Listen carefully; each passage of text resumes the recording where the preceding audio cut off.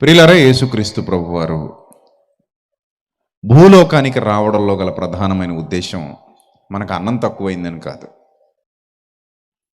మనకు నీళ్లు తక్కువయ్యాయని కాదు, మనకేదో ఇళ్ళు కట్టించి పెట్టాలని కాదు, మనకు పెళ్ళిళ్ళు చేయాలని, మన భూములు కొనివ్వాలని, మన భూములు పండేలా చేయాలని, మన గేదెలు పాలివ్వాలని, మన కుక్కలు ఎక్కువ పిల్లల్ని పెట్టాలని, ఇలాంటి పనులు చేయడానికి యేసుక్రీస్తు ప్రభు వారు భూమి మీదకి రాలేదు.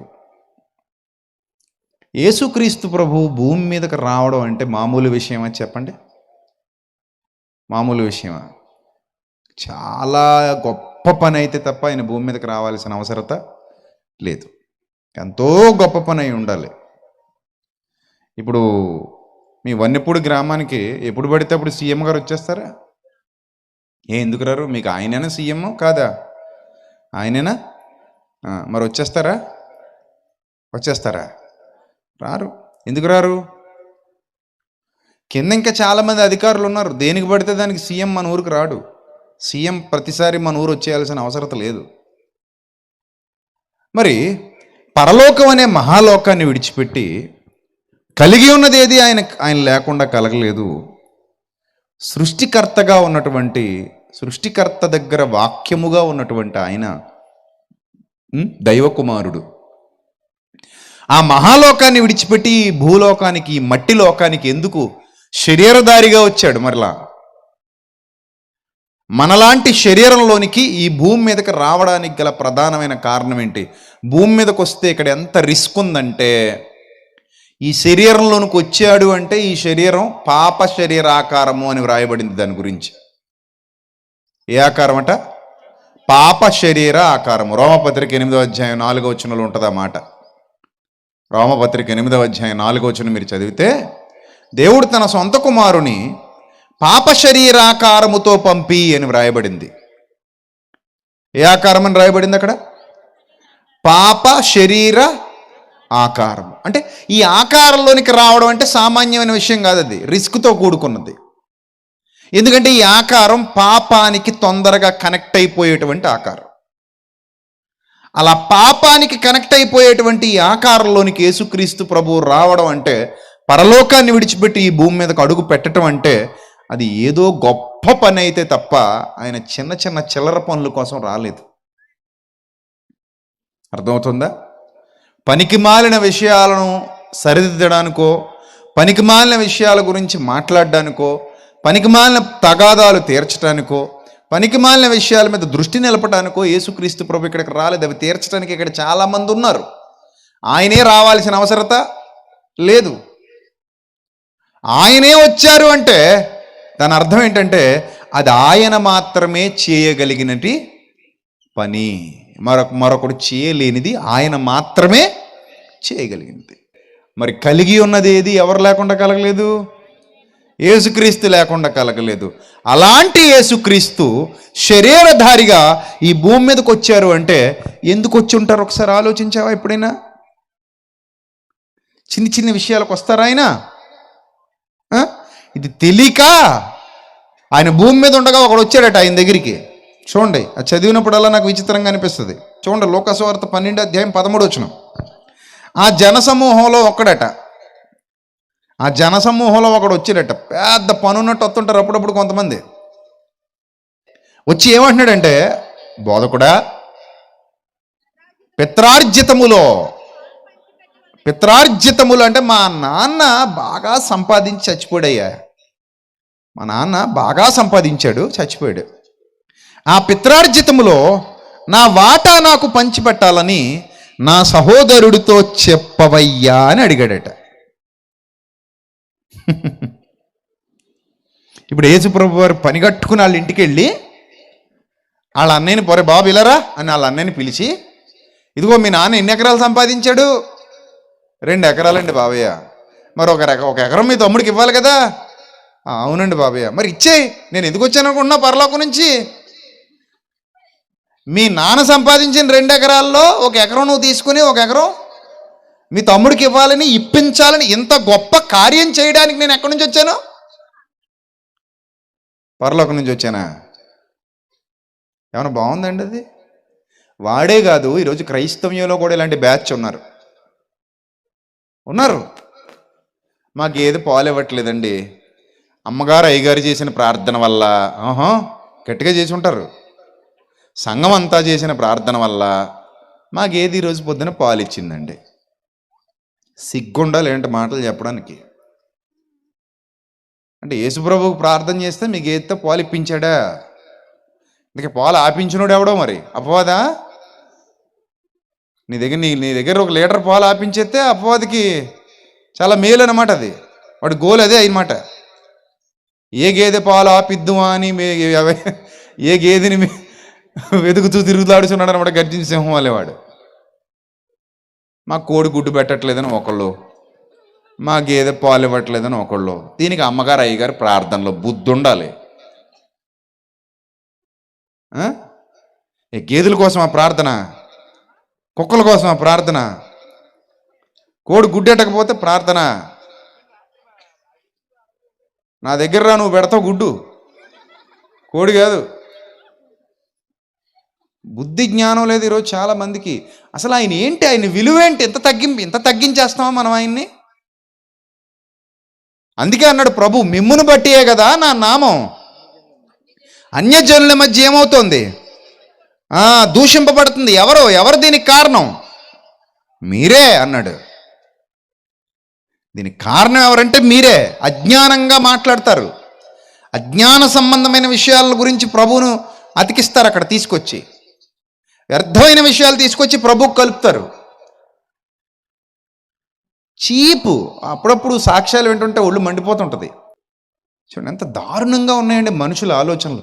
ఈడు కూడా అలాంటి వాడే. కళ్ళ ముందు యేసుప్రభు కనబడుతుంటే అంటున్నాడట, ప్రభువా నా పిత్రార్జితములో నాకు వాటా పంచి పెట్టవలనని మా ఇంటికొచ్చి ఒక గ్లాసు మజ్జిగ తాగి నాకు తగు తీర్చి పంచాయతీ సెట్ చేసి వెళ్ళవయ్యా అంటే ఇప్పుడు ఆయన పంచాయతీ పెద్ద అంటారా ఏంది యేసుప్రభు వారు? ఇలాంటి తగువులు, మొగుడు పెళ్ళాల గొడవలు, అన్నదమ్ముల గొడవలు, అక్క చెల్లెలు గొడవలు, తోడు కోడలు గొడవలు, అత్తగారు కోడల గొడవలు, ఇవన్నీ తేల్చడానికి వచ్చాడు ఆయన పరలోకం నుంచి. అందుకొచ్చాడా? అడిగేవాడికైనా బుద్ధి ఉండాలో వద్దా? ఏం అడగాలో తెలియాలి, ఏం అడగకూడదో తెలియాలి, ఎవరిని ఏం అడగాలో తెలియాలి. ముందు ఆ సెన్స్ పనిచేయాలి. మీ మరుగుదొడ్లు లేకపోతే మీ కుళ్ళు కాలువలో శుభ్రంగా లేకపోతే మీ వార్డు మెంబర్ని అడిగితే సరిపోద్ది. ఇంకా గట్టిగా మీ ప్రెసిడెంట్ని అడిగితే సరిపోద్ది. ఆ మాత్రానికి ఎమ్మెల్యే దగ్గరికి, ఎంపీ దగ్గరికి వెళ్ళిపోక్కర్లా. ఏ కుళ్ళు కాలువ శుభ్రం చేయడానికి ఎమ్మెల్యే దగ్గరికి, ఎంపీ దగ్గరికి వెళ్ళిపోతావా? ఏమన్నా బాగుందా? ఓయి కోపం వచ్చింది ఆయనకి, మరి రాదా కోపం? వస్తుందా రాదా? ఓయి మీ మీద తీర్పరిగానైనను పంచిపెట్టువానిగానైనా నన్నెవడు నియమించానని అతనితో చెప్పిన. ఇంతకీ లోకానికి పంపించింది ఇలాంటి విషయాల కోసం అనుకుంటున్నావా నువ్వు? ఆయన కుమారుడుగానే నీ లోకంలో అడుగుపెట్టింది ఇలాంటి పనికిమాలిన విషయాల గురించి అనుకుంటున్నావా? మీ మీద తీర్పరిగానైనను పంచి పెట్టువానిగానైనను నన్నెవడు నియమించను? నా పనిది కాదు, ఆయన పనిది కాదు, ఆయన పని కాదిది. ఆయన ఆ పని చేయటానికి రాలేదు, ఆయన పని వేరే ఉంది. కానాలో వివాహానికి వెళ్ళారట ఆయన, బంధువులు వివాహం. ఆయన కూడా పిలిచారు. పిలిస్తే ఆయనతో పాటు శిష్యులు కూడా వెళ్ళారు ఆ వివాహానికి. యేసుప్రభు వారి తల్లి మరియ కూడా వెళ్ళింది. బాగా దగ్గర బంధువులు అయి ఉంటారు కానాలో, నజరేతు నుంచి కానా దగ్గరే. సో వీళ్ళ బంధువులు పిలిచారు, వీళ్ళు వివాహానికి హాజరయ్యారు. నజరేతు నుంచి కానాకి వెళ్ళారు. కానాలో పెళ్లిలో సడన్గా ద్రాక్షారసం అయిపోయిందట. పెళ్లిలో సడన్గా ద్రాక్షారసం అయిపోతే యేసు తల్లి వారికి ద్రాక్షారసము లేదని ఆయనతో చెప్పగా, యోహాను సువార్త 2:4. అప్పుడు ప్రభు అన్నారు ఆమెతో, అమ్మా నాతో నీకేమి పని, నా సమయం ఇంకనూ రాలేదు.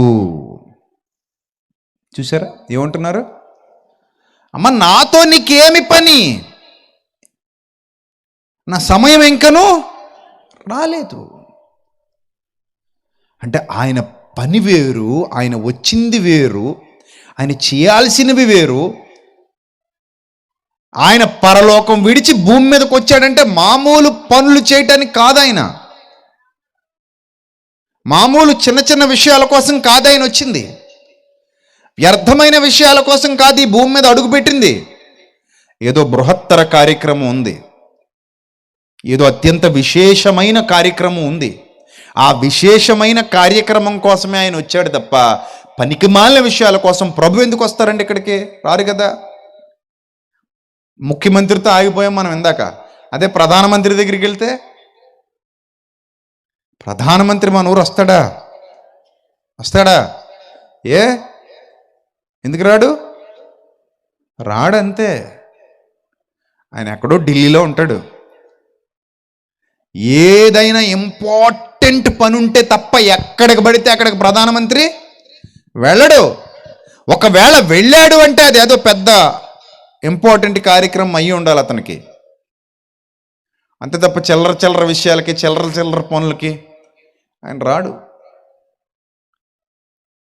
ఏమండి, మా ఊళ్ళో కొత్త పంచాయతీ భవనం కట్టామండి, ప్రధానమంత్రి గారు మీరు వచ్చి కొబ్బరికాయ కొట్టాలండి అంటే వచ్చేస్తాడు ఇటీ?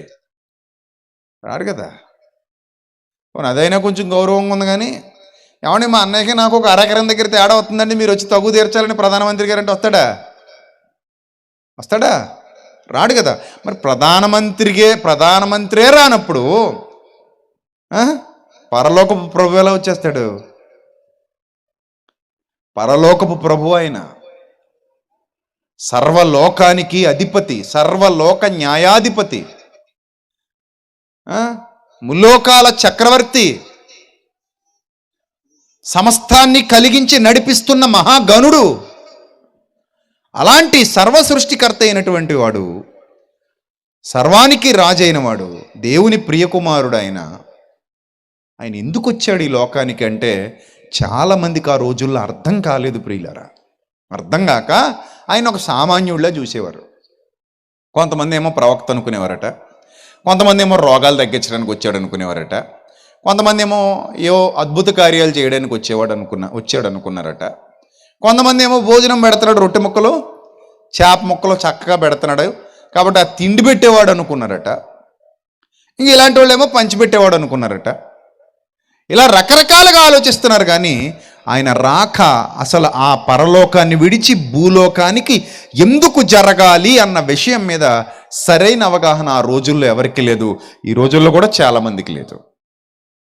సో నిన్న మనం మాట్లాడుకున్న అంశం ఏంటంటే హృదయాన్ని ఏం చేసుకోవాలి?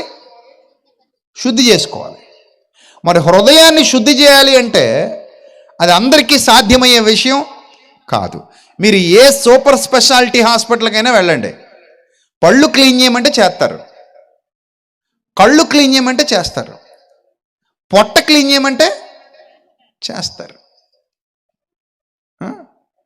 మరి హృదయం క్లీన్ చేయమనండి వెళ్ళి. ఎంత బిల్ అయినా పర్లేదు డాక్టర్ గారు, హృదయం క్లీన్ చేయండి అని అడగండి.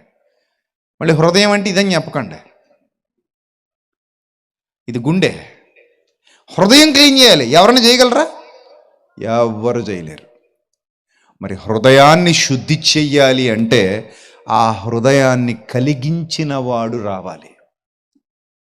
అప్పుడప్పుడు మనకి స్పెషలిస్టులు ఉంటుంటారు హాస్పిటల్లో.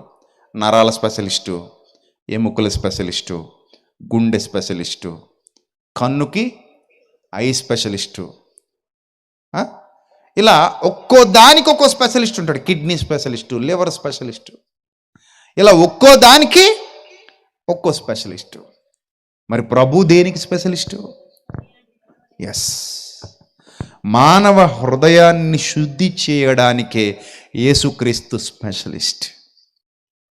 ఈరోజు మనం అందరూ ఇక్కడ ఎందుకు కూర్చున్నాం? రాత్రి మీకు చెప్పాను, ఇది మత మార్పిడి సభ కాదు, మనస్సు మార్పిడి కొరకు ఏర్పాటు చేసినటువంటి సభ. మన మనస్సును శుద్ధి చేసుకోవడానికి మనం అందరూ ఇక్కడికి వచ్చి కూర్చున్నాం. మన మనస్సును శుద్ధీకరించుకోవడానికి వచ్చి కూర్చున్నాం. మన హృదయంలో కల్మషం ఏముందో తెలుసుకోవడానికి వచ్చి కూర్చున్నాం. ఆ హృదయ కల్మషం నుండి విడుదల పొందాలన్న ఒకే ఒక్క ఆలోచనతో వచ్చి కూర్చున్నాం, అంతే. ప్రభువా, నీ సన్నిధికి నేను వస్తే నన్ను నువ్వు శుద్ధీకరిస్తావు ప్రభువా. నీ సన్నిధిలో నేను కూర్చుంటే నీ వాక్యం నన్ను శుద్ధి చేస్తుంది ప్రభువా. నీ మాటల ధాటికి నా బండ హృదయం బద్దలైపోతుంది, నీ మాటల ధాటికి నా కఠిన హృదయం కరిగిపోతుంది. అందుకే నా మాట బండను బద్దలు చేయు సుత్తె వంటిది కాదా, నా మాట అగ్ని వంటిది కాదా. నిన్న మనం నేర్చుకున్న మాట మనిషిని మార్చగలదా లేదా? మార్చగలదు. మాట మనిషిని మార్చగలదు. అది ఏ మాట? దేవుని మాట. ఎవరి మాట? ప్రభువు మాట. ఎందుకంటే మానవ హృదయాలు కల్మషంతో నిండిపోయి ఉన్నాయి. మానవ హృదయాలు పాప పంకిలమైపోయాయి. ఆ హృదయం చెడిపోబట్టే ఈరోజు సమాజంలో ఇన్ని నీచమైన కార్యాలు జరుగుతున్నాయి. వేషధారితనంతో మనిషి నిండిపోయాడు. హృదయంలో ఉన్నదొకటి, పైకి చూపించేది మరొకటి. ఎక్కువ మంది బ్రతుకులు అలాగే ఉన్నాయి. హృదయంలో ఉండేదొకటి, పైకి కనపరిచేది మరొకటి. హృదయంలో ఉండేదొకటి, పైకి మాట్లాడేది మరొకటి. హృదయంలో ఉండేదొకటి, చేసే కార్యాలు నటనాపూర్వకంగా మరొకటి. ఇలాంటి బ్రతుకులు బ్రతుకుతున్న వాళ్ళు కూడా సమాజంలో చాలామంది ఉన్నారు, చాలామంది. అలాంటి వాళ్లను మార్చడానికి, పాపిని పరిశుద్ధునిగా తీర్చిదిద్దడానికి నీ హృదయ శుద్ధి కొరకు పరలోకం నుంచి ఈ లోకానికి ఆ స్పెషలిస్ట్ వచ్చాడు. ఆయన మతాలు మార్చడానికి రాలా, ఆయనకి అంత కర్మ పట్టలా. కావాలంటే మీరు యేసుక్రీస్తు ప్రభు వారి జీవితాన్ని అంతా తరిచి చూడండి, ఎక్కడ ఒక్కడు కూడా పేరు ఎట్టడానికి సరిపోడు ఆయనకి. ఆయన బ్రతుకు అలా ఉంది. పేరు పెట్టించుకునేలా బతకలేదు ఆయన, ఎవరితోనూ వేలెత్తి చూపించుకునేలా బతకలేదు ఆయన. ఘనుడు, మహాగణుడు ఆయన. అంత ఘనంగా బ్రతికాడు, అంత గొప్పగా బ్రతికాడు, అంత ఉన్నతంగా బ్రతికాడు తప్ప ఎక్కడా ఎవరితోనూ ఒక్క మాట అనిపించుకునేలా బతకలేదు ఆయన. అంత జరిగినా ఎవరు ఆయన మీద నేరం మోపలేకపోయారు. ఎవరు ఆయన ముందుకు వచ్చి నువ్వు పలానా తప్పు పని చేసావని అనలేకపోయారు. అంతెందుకు, నాలో పాపం ఉన్నదని మీలో ఎవడు స్థాపించును అని ఛాలెంజ్ విసిరాడు ఆయన సమాజానికి ఆ రోజుల్లోనే. అంత గొప్ప బ్రతుకు బ్రతికాడు యేసుక్రీస్తు ప్రభువారు. ఆయన ఎవరిని మతాలు మార్చడానికైతే అస్సలు రాలేదు, ఆయనకు అవసరం లేదు. అది నా పక్షానికి మిమ్మల్ని తిప్పుకోవాలి, నా వర్గానికి మిమ్మల్ని తిప్పుకోవాలి, నా పక్కకు మిమ్మల్ని తిప్పుకోవాలి. మనుషులు ఆలోచిస్తారు అలాగా, ఆయనకు ఆ కర్మ పట్ల. ఆత్మగౌరవం ఉన్నవాడు, ఆత్మాభిమానం ఉన్నవాడు ఎవరి ప్రేమ కోసం ఎవరి వెంట పడ్డు. యేసుప్రభు వారు అలాంటి వారే. సాయం చేస్తాడు తప్ప ప్రతిఫలం ఆశించాడు. ఆయన చుట్టూ మనుషులు తిప్పుకోవాలనుకుంటే నిమిషం పని ఆయనకి, కానీ అలాంటివి కోరుకోలేదు ఆయన. ఎప్పుడు కోరుకోలేదు. అసలు పబ్లిసిటీయే వద్దన్నాడు. మీరు ఎవరితోనూ చెప్పొద్దు అన్నాడంతే చేసిన తర్వాత. ఈరోజు మన దుర్బోధకులైతే మామూలు పబ్లిసిటీ కాదు, ఏమీ లేని దానికి ఎగిరిగిరి పడుతుంటారు. మీరు జాగ్రత్తగా ఆలోచన చేస్తే ప్రియమైన దేవుని పిల్లలారా, హృదయాన్ని శుద్ధి చేయాలి. ఆ హృదయాన్ని శుద్ధి చేయాలి అంటే యేసుక్రీస్తు భూమి మీదకి రావాలి. అది ఆయన ద్వారా మాత్రమే సాధ్యం. ఆయన రకరకాలుగా అర్థం చేసుకుంటున్నారట. రకరకాలుగా ఆయన అర్థం చేసుకుంటుంటే ఒకానొక దినాన ఒక సంఘటన జరిగింది, ఒక చిత్ర విచిత్రమైన సంఘటన జరిగింది. ఆ చిత్ర విచిత్రమైన సంఘటన ఏంటంటే, యేసుక్రీస్తు ప్రభువారు తన శిష్యులతో పాటు ప్రయాణం చేస్తూ ఉండగా మార్కు సువార్త 7వ అధ్యాయం 1వ వచనం నుంచి చూద్దాం. యెరూషలేము నుండి వచ్చిన పరిసయ్యులు శాస్త్రులలో కొందరు ఆయన యొద్దకు కూడి వచ్చి, చూసారా, యెరూషలేము నుండి వచ్చిన శాస్త్రులు పరిసయ్యుల్లో కొందరు అందరూ కలిసి ఎక్కడికి వచ్చారట? ఆయన దగ్గరకు వచ్చారట. ఆయన యొద్దకు కూడి వచ్చి ఆయన శిష్యులలో కొందరు అపవిత్రమైన చేతులతో, అనగా కడగని చేతులతో భోజనం చేయడం చూసేశారట. ఆయన శిష్యులు ఏం చేస్తున్నారట? కడగని చేతులు, అంటే చేతులు కడుక్కోకుండా భోజనం చేయటం వాళ్ళ కంటపడింది. ఇంతకీ ఎవరి శిష్యులు వీళ్ళు? యేసుప్రభు వారి శిష్యులు. యేసుప్రభు వారి శిష్యులై ఉండి కనీసం చేతులు కడుక్కోకుండా భోజనం చేస్తున్నారేటండి వీళ్ళు. శుభ్రం లేదు వీళ్ళకి, కామన్ సెన్స్ లేదు. చేతులు కడుక్కోకుండా అన్నం తింటే మంచిది, అది మంచిది కాదు కదా అని ఆయన మీద నేరస్థాపన చేయటానికి చూశారు. యేసుక్రీస్తు ప్రభువారి మీద ఏదో విధంగా నేరస్థాపన చేయాలి. ఆ నేరస్థాపన చేయటానికి ఇదిగో ఈ రీజన్ ఎన్నుకున్నారట వీళ్ళు. ఆ రీజన్ ఏంటంటే కడగని చేతులతో భోజనం చేయటం. చూడండి, పరిసయ్యులు యూదులందరూ పెద్దల పారంపర్యాచారమును బట్టి చేతులు కడుక్కుంటే తప్ప భోజనం చెయ్యరు. వాళ్ళకున్నటువంటి ఆచారం ఏంటంటే, వాళ్ళకున్న పారంపర్యాచారం ఏంటంటే చేతులు శుభ్రంగా కడుక్కుంటే తప్ప ఏం తినరట, అన్నం తినరు. అది వాళ్ళకి బాగా అలవాటు. చేతులు మాత్రమే కాదండి, వాళ్ళు కంచాలు, మంచాలు, కొంచాలు అన్నీ కడుగుతారట. మరియు వారు సంత నుండి వచ్చినప్పుడు నీళ్లు మీద చల్లుకుంటేనే కానీ భోజనం చేయరు. ఇదియుగాక గిన్నెలు, కుండలు, ఇత్తడి పాత్రలు, పుట్టినోట్లో మంచాలను రాయబడింది చూడండి, నీళ్లతో కడుగుట మొదలగు అనేక ఆచారములు వారు అనుసరించెడివారు. అంటే ఆ ఇత్తడి పాత్రల్ని నీళ్లలో ముంచి బయటికి తీసేవారు అనమాట. నీళ్లలో ముంచి బయటికి తీసేవారు. ఇలాంటి అనేకమైన ఆచారాలు వాళ్ళు అభ్యసించేవారు. అప్పుడు పరిసయ్యులు, శాస్త్రులు, నీ శిష్యులు ఎందుకు పెద్దల పారంపర్యాచారము చొప్పున నడుచుకొనక అపవిత్రమైన చేతులతో భోజనం చేయుదురని ఆయన అడిగిరి. ఆయన దగ్గరకు వచ్చి అడుగుతున్నారట, ఏమయ్యా నీ శిష్యులే కదా వాళ్ళు, నీ శిష్యులు ఎందుకు ఆ పెద్దల పారంపర్యాచారం చొప్పున నడుచుకోకుండా అపవిత్రమైన చేతులతో భోజనాలు చేస్తున్నారేంటయ్యా, అపవిత్రమైన చేతులతో భోజనాలు ఎందుకు చేయాలి అని అడిగారట. అప్పుడు ఆయన ఏమన్నారు చూడండి, అందుకు ఆయన వారితో ఇలాగూ చెప్పాను, ఈ ప్రజలు పెదవులతో నన్ను గనపరచుదురు గాని వారి హృదయము నాకు దూరంగా ఉంది. చూసారా, ఈ ప్రజలు పెదవులతో ఏం చేస్తున్నారట, నన్ను కనపరుస్తున్నారు, కానీ హృదయం మాత్రం ఎక్కడో ఉంది, నా దగ్గర లేదు. నాకు హృదయంలో చోట్లేదు, కానీ పెదవుల మీద మాత్రం ఎవరున్నారు, నేనే ఉన్నాను.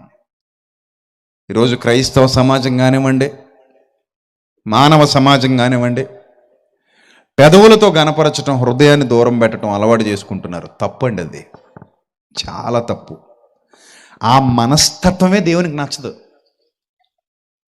ఇక్కడ ఏదనుకుంటావో అదే బయటికి మాట్లాడాలి. బయటికి ఏది మాట్లాడుతున్నావో లోపల కూడా అదే ఉండాలి. పారదర్శకమైన హృదయం దేవుడికి నచ్చుతుంది. లోపల ఒకటి బయటకు ఒకటి మాట్లాడేవాళ్ళు దేవునికి నచ్చరు.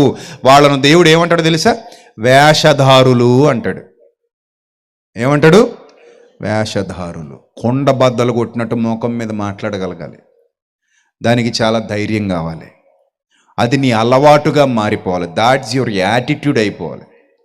అలాంటి యాటిట్యూడ్ నువ్వు కలిగి ఉంటే ఈరోజు నువ్వు సమాజానికి నచ్చకపోయినా ఏదో ఒక రోజు సమాజానికి నువ్వే నచ్చుతావు, నిన్నే మెచ్చుతారు. అర్థమవుతుందా? ఓపెన్ మైండ్ అంటారు దాన్ని, ఓపెన్ మైండ్. అంతేగాని పెదాలతోనేమో కనపరుస్తున్నారట దేవుణ్ణి, హృదయంలో మాత్రం ఎవరు లేరట, దేవుడు లేడట. ఈరోజు సభకు చాలామంది వచ్చారు. సభకు వచ్చిన వాళ్ళందరూ దేవుని కొరకు బ్రతికేవారేనా? కాదండి. పేరుకు భక్తులు, పేరుకి ఎవరు భక్తులు, తీరికి భక్తిహీనులు. కేవలం పేరుకే భక్తులు, తీరుకు మాత్రం భక్తిహీనులు. అలాంటి వాళ్ళు దేవుడికి నచ్చుతారా?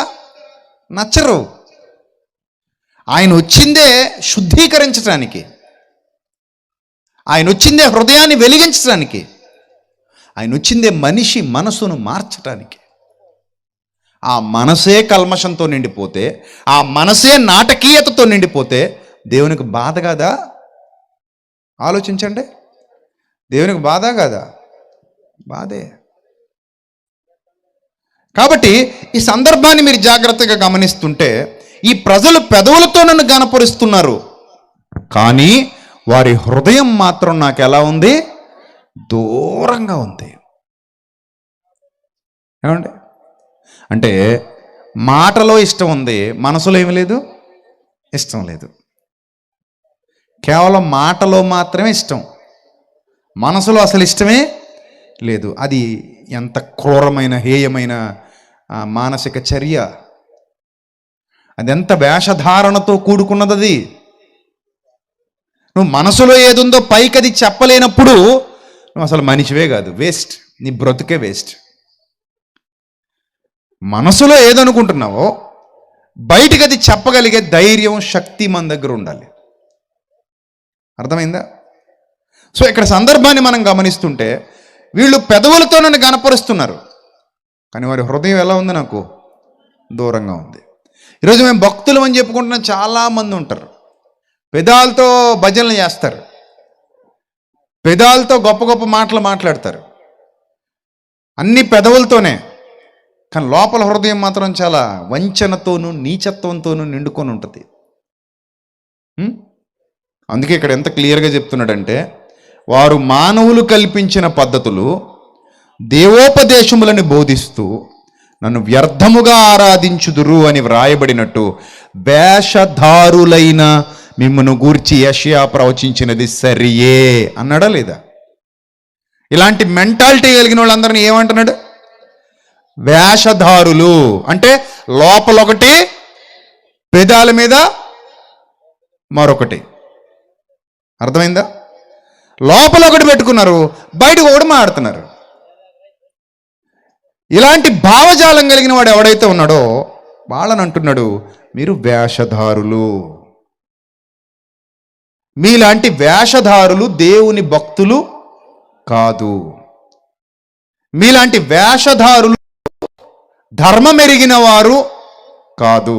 మీలాంటి వేషధారులు జ్ఞానం ఎరిగిన వారు కారు అని అంటున్నాడు. కానీ వీళ్ళు దేవుని పిల్లలమని చెప్పుకుంటున్నారు అటు వేషధారితనంతో. దేవుని పిల్లలమని చెప్పుకుంటూ నీచమైన బ్రతుకులు బ్రతుకుతున్నారు, వ్యర్థమైన బ్రతుకులు బ్రతుకుతున్నారు. అది ప్రభువుకు నచ్చలా. ఆ కింద మాటల్లో చూడండి ఎంత అద్భుతమైన విషయం చెప్తున్నాడో చూడండి. 13వ వచనం, మీరు నియమించిన మీ పారంపర్యాచారం వలన దేవుని వాక్యాన్ని కూడా నిరర్ధకం చేస్తారు. మీరు మీ పారంపర్యాచారం కోసం దేం చేస్తారు? మీరు దేవుని వాక్యాన్ని కూడా నిరర్ధకం, అంటే అర్థం లేనిదిగా మార్చిపడేస్తారు. మీరు మీకు నిజంగా దేవుని వాక్యం అర్థమైతే, దేవుని వాక్యంలో లోతులు అర్థమైతే దాని ప్రకారంగా బ్రతకడానికి ఇష్టపడతారు. అలా బ్రతకడానికి ఇష్టపడట్లేదు అని అంటే పెదాల మీద మాత్రమే భక్తి ఉంది, హృదయంలో ఏమి లేదు, భక్తి లేదు. పెదాల మీద మాత్రమే దేవుడు ఉన్నాడు, హృదయంలో ఎవరు లేరు, దేవుడు లేడు. అది వారి యొక్క వేషధారితనం. ఈ వేషధారితనాన్ని దేవుడు అసహించుకున్నాడు. ఆ తర్వాత మాట చూడండి, అప్పుడు ఆయన జనసమూహమును మరలా తన యొద్దకు పిలిచి, మీరందరూ నా మాట విని గ్రహించాలి. ఎందుకంటే వీళ్ళు చేతులు కడగకుండా భోజనం చేసేసినందుకు ఇది అపవిత్రమైంది అంటున్నారు కదా వీళ్ళు. మీరు అపవిత్రులు, మీరు ఎందుకంటే చేతులు కడగకుండా భోజనం చేస్తారు కాబట్టి అపవిత్రులు. అంటే చేతులు కడిగి భోజనం చేసిన ప్రతివాడు పవిత్రుడని వాళ్ళ ఉద్దేశం. వాళ్ళ లెక్కల్లో, వాళ్ళ ఆలోచనల్లో ఏంటంటే చేతులు కడుక్కున్నాడు కాబట్టి వీడెవడు పవిత్రుడు, చేతులు కడగలేదు కాబట్టి వాడెవడు అపవిత్రుడు. ఇది వాళ్ళ భావజాలం. అప్పుడు అన్నాడు ప్రభు, వెలుపల నుండి లోపలికి పోయి మనుష్యుని అపవిత్రుడిగా చేయగలిగిన ఆహార పదార్థం ఏదీ లేదు. అర్థమవుతుందా? బయట నుంచి మన లోపలికి వెళ్ళి ఒక మనిషిని అపవిత్రుడిగా చేయగలిగే ఆహార పదార్థం ఈ భూమి మీద ఏది లేదు, ఏదీ లేదు. అది ఏదైనా సరే అదొక ఆహార పదార్థం అయితే అది బయట నుంచి లోపలికి వెళ్ళి మనుష్యుని అపవిత్రుడిగా చేయలేదు అని డైరెక్ట్ ఎవరు చెప్పారు? నేను చెప్పానా, ప్రభు చెప్పారా? ప్రభువే చెప్పారు. దీనికి విరోధంగా ఎవడు మాట్లాడినా అది అబద్ధం. ఎందుకంటే ఇది ఎవరి మాట? ప్రభు మాట. బయట నుంచి లోపలికి వెళ్ళి మనుష్యుని అపవిత్రునిగా చేయనిది ఏదీ లేదు, కానీ లోపల నుంచి బయలు వెళ్ళేదే మనిషిని ఎలా చేస్తుందట? అపవిత్రుడిగా చేస్తుందట.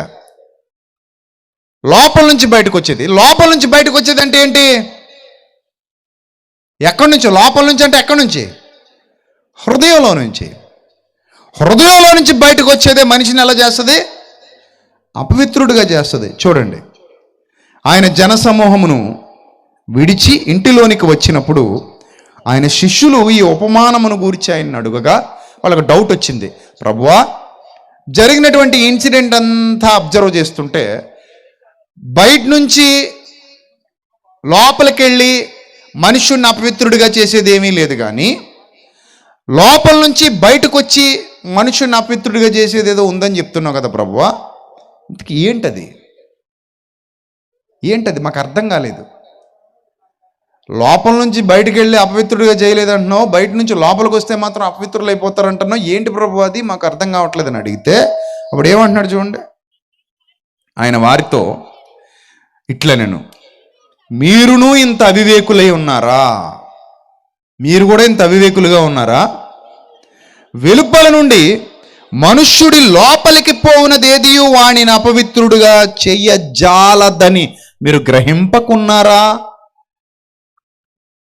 పలానా అట్టిపండు తింటే అపవిత్రుడిని అయిపోతాను, పలానా కొబ్బరికాయ తింటే అపవిత్రుడిని అయిపోతాను, పలానా మిఠాయిని తింటే అపవిత్రుడిని అయిపోతాను అనుకోవడం మన అవివేకం.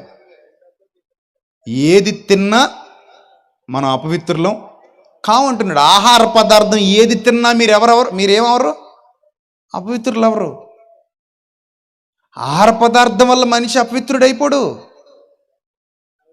అర్థమైందా? మరి దేనికి అపవిత్రుడు అవుతాడట? చూడండి, ఆహార పదార్థం వల్ల మనిషి అపవిత్రుడు కాడు, కానీ అది వాని హృదయములో ప్రవేశింపక కడుపులోనే ప్రవేశించి బహిర్భూమిలో విడువబడును. మనకు తెలియకుండా ఎన్నో తింటుంటాం రోజు. బయటికి వెళ్ళి ఇడ్లీలు తింటాం, లేకపోతే బయటికి వెళ్ళి ఏవోడు తింటాం, ఎవరైనా పెడితే తింటూ ఉంటారు మీరు, హోటల్ దగ్గర కొనుక్కుని తింటూ ఉంటారు మీరు. అప్పుడు అది తినడం వల్ల మీ హృదయం అపవిత్రం అవుతుందా? అవ్వదు. ఎందుకు అవ్వదంటే మీరు తిన్న ఆహార పదార్థం ఏది కూడా హృదయంలోనికి వెళ్ళదు. మరి ఎక్కడికి వెళ్తుందట? జీర్ణాశయంలోనికి మాత్రమే వెళుతుంది. ఆహార పదార్థాల గురించి మాట్లాడుతున్నాడు ఇక్కడ. అది ఎక్కడికి వెళుతుందంటే జీర్ణాశయంలోనికి వెళుతుంది. జీర్ణాశయంలోనికి వెళ్ళిన తర్వాత అది కడుపులో అరిగిపోయి అది బహిర్భూమిలో విడువబడుతుంది. ఇట్లు కడుపు భోజన పదార్థములన్నిటినీ పవిత్రపరుస్తోంది. ఎస్, మనం ఏ ఆహారం తిన్నా కూడా అది లోపల పవిత్రపరచబడుతుంది. అందులో వ్యర్థమైన మలినాలు బయటకు పోతూ ఉంటాయి, అవసరమైన శక్తి మన శరీరానికి అందుతూ ఉంటుంది. ఇలా ప్రతిరోజు నిరంతర ప్రక్రియ మన శరీరంలో జరుగుతూ ఉంటుంది. సో భోజనం చేసినంత మాత్రాన మనం ఎవరు కావట్లేదు అంటుంది బైబిల్. అపవిత్రులు కావట్లేదు మీరు. సాక్షాత్ యేసుక్రీస్తు ప్రభు వారు చెప్తున్నారు, నేను చెప్పట్లా. మీరు కడుపులోనికి వెళ్ళి భోజనం మీ హృదయాన్ని అపవిత్రపరచదు. చేతులు కడుక్కోకుండా భోజనం చేసినందుకు వీళ్ళు అపవిత్రులు అయిపోయారని నువ్వు చెప్తున్నావు. శాస్త్రులు చెప్తున్నారు, పరిసయ్యులు చెప్తున్నారు. పచ్చి అబద్ధం అది. చేతులు కడుక్కోకుండా తిన్నందుకు కాదురా నాయన అపవిత్రులు అవుతున్నది. తిన్నది కాదు వాళ్ళని అపవిత్రులుగా చేస్తున్నది.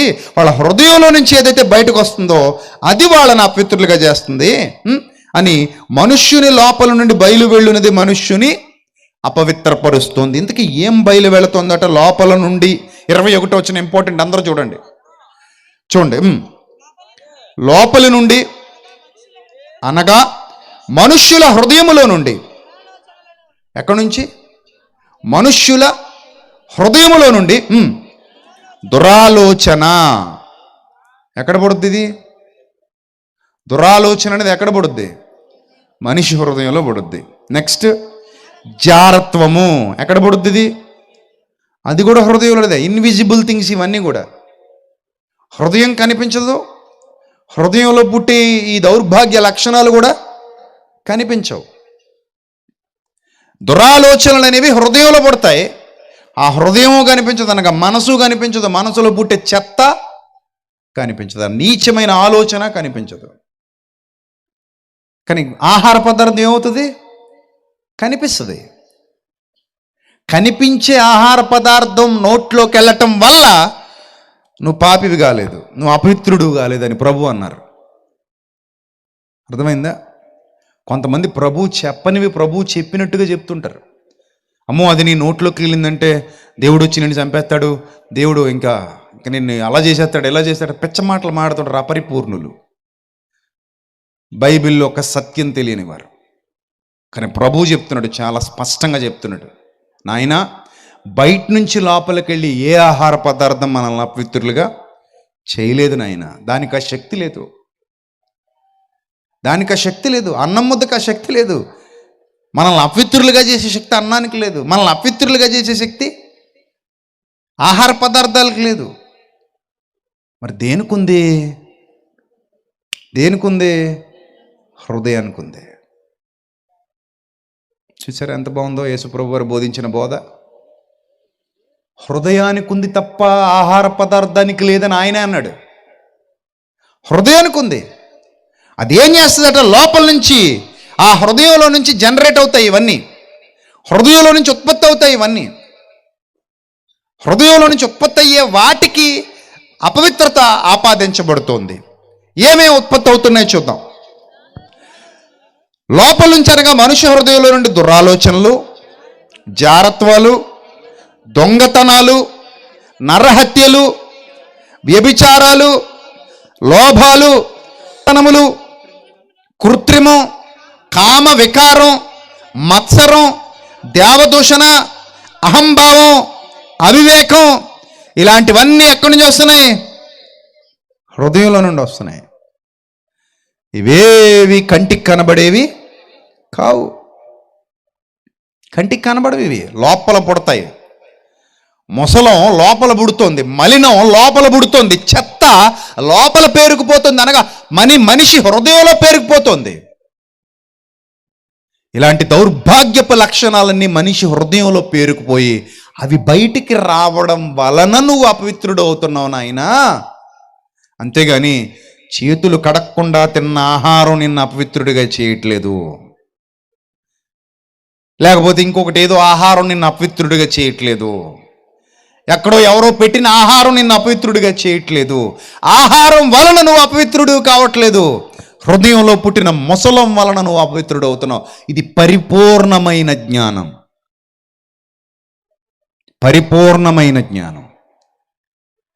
నేను అర్థం చేసుకోవాలి. మనమేమనుకుంటున్నామంటే, అంటే అపవిత్రత పోవాలి అంటే బయట నుంచి ఏదో మన మీద నీళ్లు చల్లుకుంటే అపవిత్ర పోద్ది అనుకుంటే అది మన అజ్ఞానం. వీళ్ళు కూడా చూడండి, బయట నుంచి వచ్చాక ఏం చల్లుకుంటారట, వీళ్ళు నీళ్లు చల్లుకుంటున్నారని రాయబడింది ఇక్కడ. కంచాలు, మంచాలు, కొంచాలు, ఇత్తడి పాత్రలు అన్నీ కడుగుతున్నారట వీళ్ళు. అంటే బయట బాహ్య శుద్ధి కోసం ప్రయత్నం చేస్తున్నారు తప్ప అంతరంగ శుద్ధి కోసం ప్రయత్నం చేయట్లేదు వీళ్ళు. హృదయ శుద్ధి, అది యేసుక్రీస్తు ప్రభు వారి కాన్సెప్ట్. ముందు హృదయంలో మార్పు రావాలి. అంతెందుకండి, మనస్సు మారకుండా బాప్తిజం పొందారనుకోండి, ఆ బాప్తిజం చెల్లుబాటు అవుతుందా? అవుతుందా? అవ్వదు. అది కేవలం ఒక సైన్ మాత్రమే, బాహ్య సంబంధంగా. నీ మనస్సు మారకుండా నిన్ను నీటిలోకి తీసుకెళ్ళి ముంచి తీసుకొచ్చిన వేస్ట్ ఆఫ్ టైం తప్ప దెర్ ఈజ్ నో యూజ్.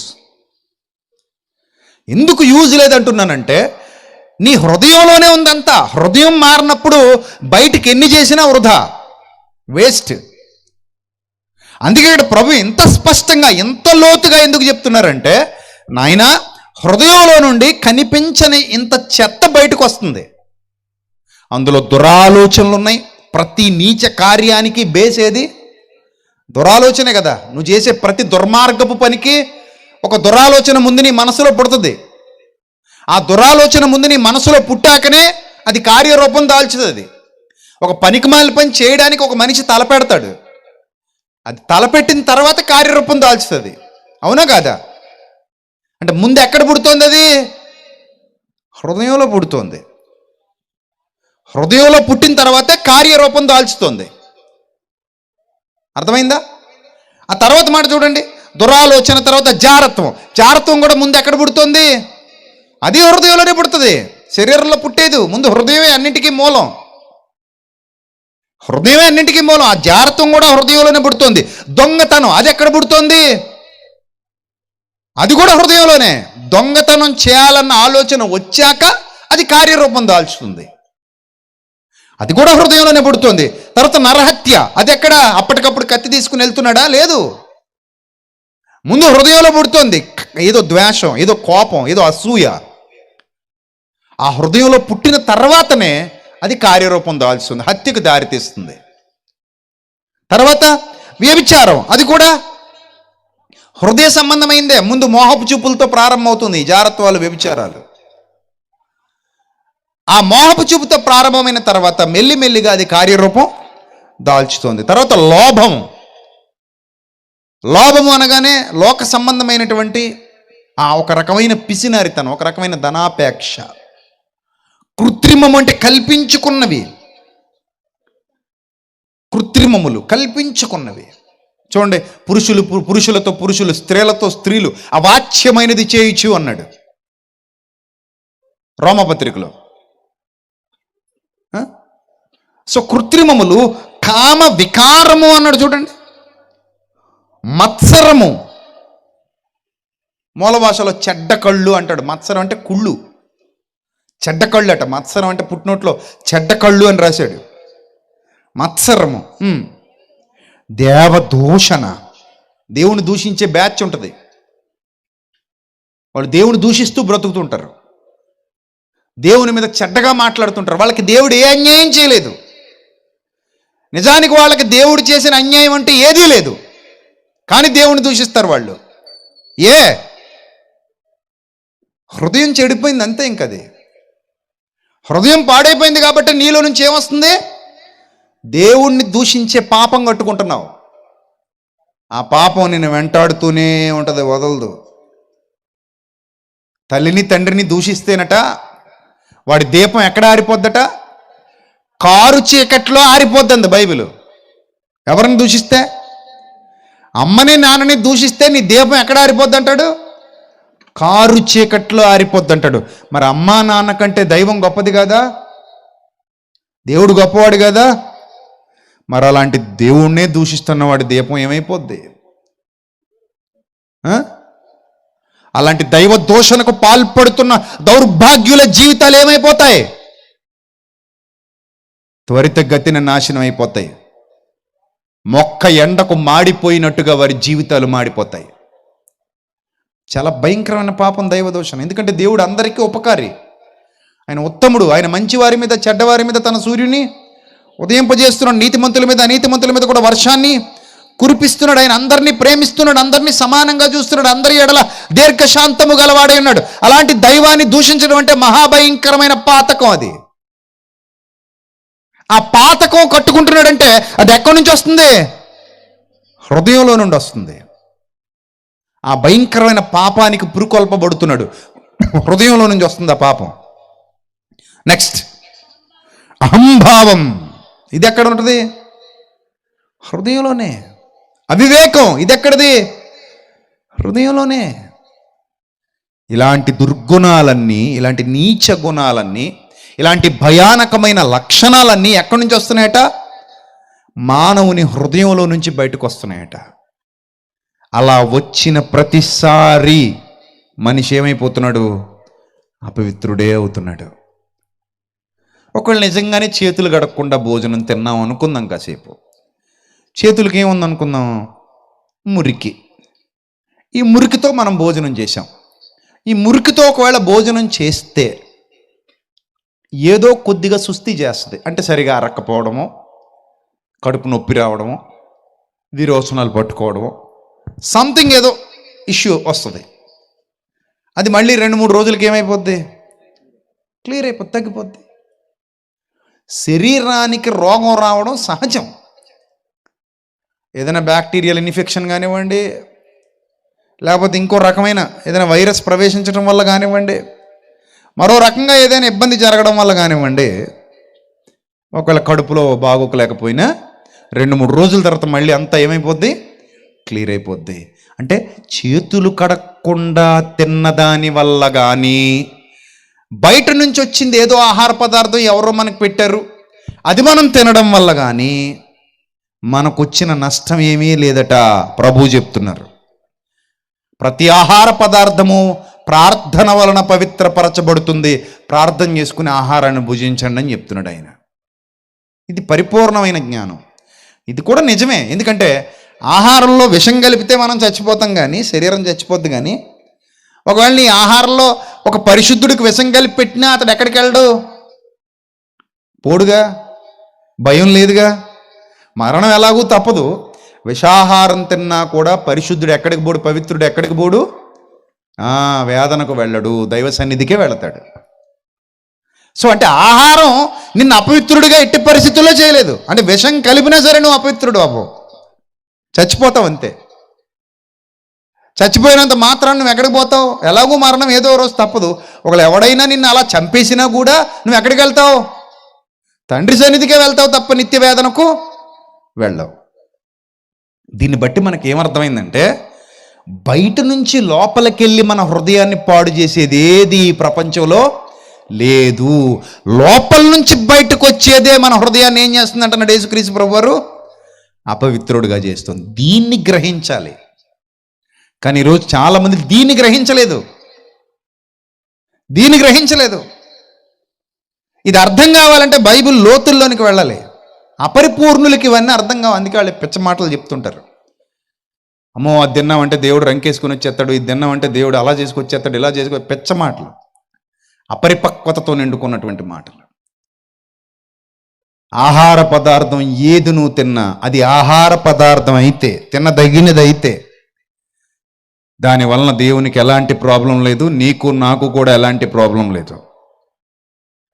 కానీ నీ హృదయం సరి అయినది కాకపోతే, నీ హృదయం దేవుని ఎదుట యథార్థమైనది కాకపోతే, నీ హృదయం దేవుని ఎదుట సమ్మతి పరుచుకొనకపోతే, ఆ హృదయంలో కల్మషం అలాగే ఉంటే, that is the main problem, that is the biggest problem.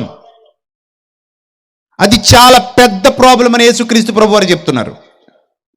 నా శిష్యులు చేతులు కడగలేదని, లేదా స్నానం చేయలేదని, లేకపోతే కంచాలు మంచాలు మీకులాగా ఇత్తడి పాత్రలు శుభ్రం చేసుకోలేదని నా శిష్యుల మీద వేలెత్తి చూపుతూ నన్ను ప్రశ్నించడానికి వచ్చారు మీరు, సున్నం కొట్టిన సమాధుల్లారా అన్నాడు. మీరు పైకి వెలుపల శృంగారముగా ఆగపొడుదురు గాని లోపల దోపుతోనూ అజితేంద్రియత్వముతోనూ చచ్చిన శవాల ఎముకలతోనూ నిండి ఉన్నారు మీరు. మీ హృదయం అంత దుర్గంధంతో నిండిపోయింది, మీ హృదయం అంత కంపుతో నిండిపోయింది, మీ హృదయం అంత భయంకరంగా నిండిపోయింది. అలాంటి చెత్తంతా మైండ్లో పెట్టుకుని, అలాంటి చెత్తంతా హృదయంలో పెట్టుకుని పైకి మీరు మాట్లాడుతున్న మాటలు అసహ్యకరమైనవి, నాకు నచ్చేవి కావు అన్నాడు ప్రభు.